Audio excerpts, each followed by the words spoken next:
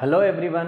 तो जैसा कि पिछले वीडियो में मैंने आपको एल्कीन्स जो थी उसमें जो सिस ब्यूटीन, ट्रांस ब्यूटीन और आइसोब्यूटीन था उनके बीच में स्टेबिलिटी कैसे डिसाइड करते हैं वो सब मैंने आपको बताया था। ठीक है, इंपॉर्टेंट कॉन्सेप्ट था, हमने उसको अच्छे से डिस्कस भी किया था। उसी तरह का एक और कॉन्सेप्ट है जहां पे एल्कीन की ही स्टेबिलिटी के बारे में हम लोग बातचीत करते हैं। ठीक है, जैसे मैं आपको बताता हूँ छोटा सा कॉन्सेप्ट। ठीक है, कि हमारे पास मान लो जाइलिन्स के बीच हमें जाइलिन दिए गए हैं और इनके बीच में हमें क्या करना है बेटा, कंपैरिजन करना है स्टेबिलिटी का। ठीक है, जैसे मान लो कि हमारे पास एक आता है, अगर ऑर्थोजाइलिन की बात की जाए तो ऑर्थोजाइलिन में यहाँ पर आ जाता है CH3, यहाँ पर भी क्या आ जाता है बेटा, CH3। ठीक है, और दूसरा जो है वो हमारे पास आ जाता है मेटाजाइलिन। ठीक है, मेटाजाइलिन में क्या होगा बेटा, एक CH3 ग्रुप यहाँ पे लगा होगा और दूसरा CH3 ग्रुप कुछ यहाँ पे लगा होगा। ठीक है, इसी तरीके से एक और जाइलिन हो सकता है, वो हो सकता है पैराजाइलिन। क्या हो जाएगा बेटा, वो पैराजाइलिन, जिसमें एक CH3 यहाँ पे लगा हो और दूसरा CH3 यहाँ पे लगा हो। ठीक है, अब ये जो है ये ऑर्थो है। ठीक है, जो सेकेंड वाला है ये आपका क्या है बेटा, मेटा है, और जो थर्ड वाला है ये आपका पैराजाइलिन है। ठीक है, अब आप यहाँ पर ध्यान से देखिए और समझिए, अगर आप इन जाइलिन्स को देखोगे, ठीक है, तो इसके अंदर तो दो बल्कियर ग्रुप जो हैं वो क्लोजेस्ट डिस्टेंस पर हैं, तो इनके बीच में रिपल्सन हो रहा होगा, इनके बीच में क्या हो रहा होगा बेटा, रिपल्सन हो रहा होगा। ठीक है, लेकिन अगर यहाँ पर बात करें, हम मेटा में बात करें, तो इन दोनों के बीच में रिपल्सन बिल्कुल नहीं हो रहा होगा और पैरा पर भी इन दोनों के बीच में रिपल्सन नहीं हो रहा होगा। तो अब हमें ये डिसाइड करना है कि इन सब में से सबसे ज्यादा स्टेबल कौन सा है। ठीक है, ऑर्थो तो नहीं हो सकता, मेटा और पैरा में कंपटीशन है। ठीक है, तो इन दोनों में हमें देखना है कि कौन ज्यादा स्टेबल है। ठीक है, तो चलो दोनों का हम कैसे डिसाइड करते हैं, सेम वही कॉन्सेप्ट जो आइसोब्यूटीन और ट्रांसटूब्यूटीन में लगा था।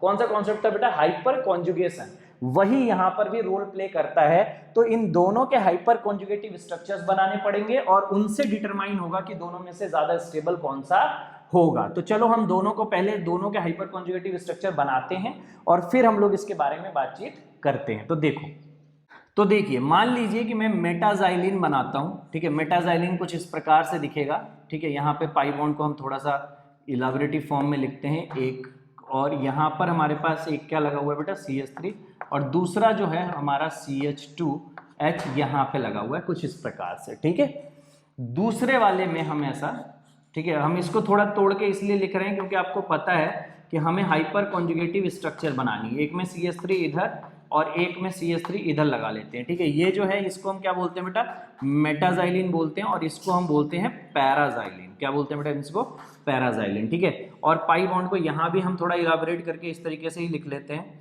ठीक है, इस तरीके से यहाँ पर हमारे पास ये पाई बॉन्ड आ जा रहा है। ठीक है, कोई डाउट तो नहीं किसी को यहाँ तक।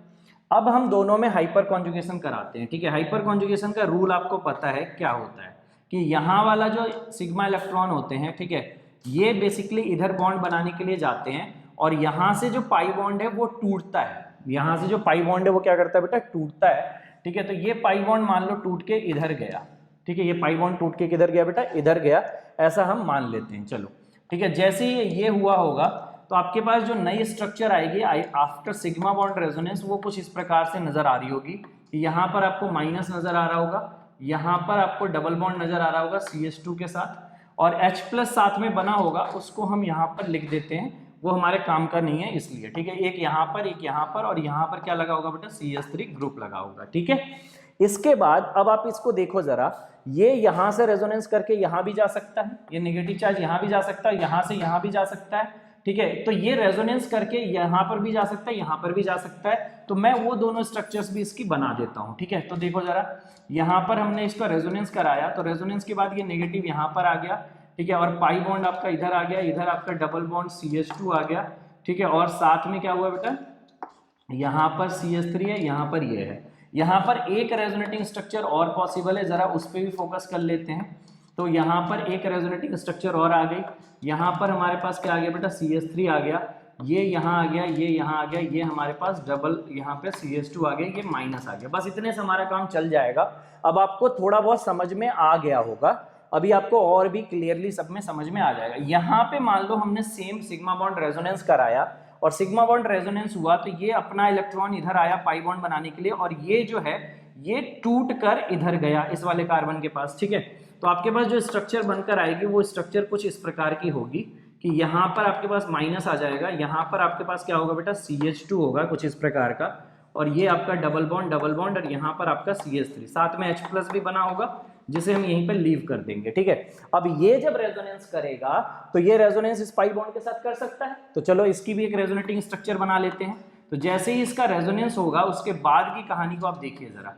जैसे ही रेजोनेंस हुआ इधर माइनस आया, यहाँ पर आ गया आपका CH3, ये पाई बॉन्ड और यहाँ पर भी आपके पास क्या आ गया बेटा CH2। ठीक है, अब आगे वाला स्ट्रक्चर बनाने की जरूरत नहीं पड़ेगी, आपको दिख गया होगा, यहीं पे मैं बता देता हूं। अगर आप इसमें नोट करोगे बेटा तो ये भी आपका 2 डिग्री कार्बन आयन है, ये वाला भी आपका क्या है बेटा 2 डिग्री कार्बन आयन है, और ये वाला भी आपका क्या है बेटा 2 डिग्री कार्बन आयन है। ठीक है, यहां तक आपको नजर आ रहा है। लेकिन अगर आप इस वाले स्ट्रक्चर को देखोगे तो ये स्ट्रक्चर आपका 2 डिग्री कार्बन आयन है। ठीक है, लेकिन अगर यहां पे बात करें तो ये आपका 3 डिग्री कार्बन आयन है। ये क्या है बेटा आपका 3 डिग्री कार्बन आयन है, और यही दिक्कत है।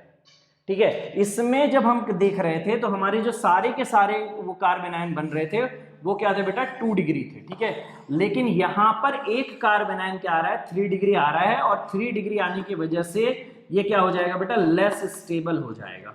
ये क्या हो जाएगा बेटा less stable then 2 degree carbon ion. तो जो 2 डिग्री कार्बन आयन होता है उससे ये कम स्टेबल होता है, इसीलिए पैरा की जो स्टेबिलिटी होती है वो कम होती है, और मेटाजाइलिन की स्टेबिलिटी क्या होती है बेटा ज्यादा होती है। इसीलिए एक स्टेटमेंट आपको बुक्स के अंदर लिखा हुआ मिलता है, और वो स्टेटमेंट ये है कि मेटाजाइलिन जो होता है ये थर्मोडायनेमिकली सबसे ज्यादा स्टेबल होता है तीनों जाइलिन्स के अंदर।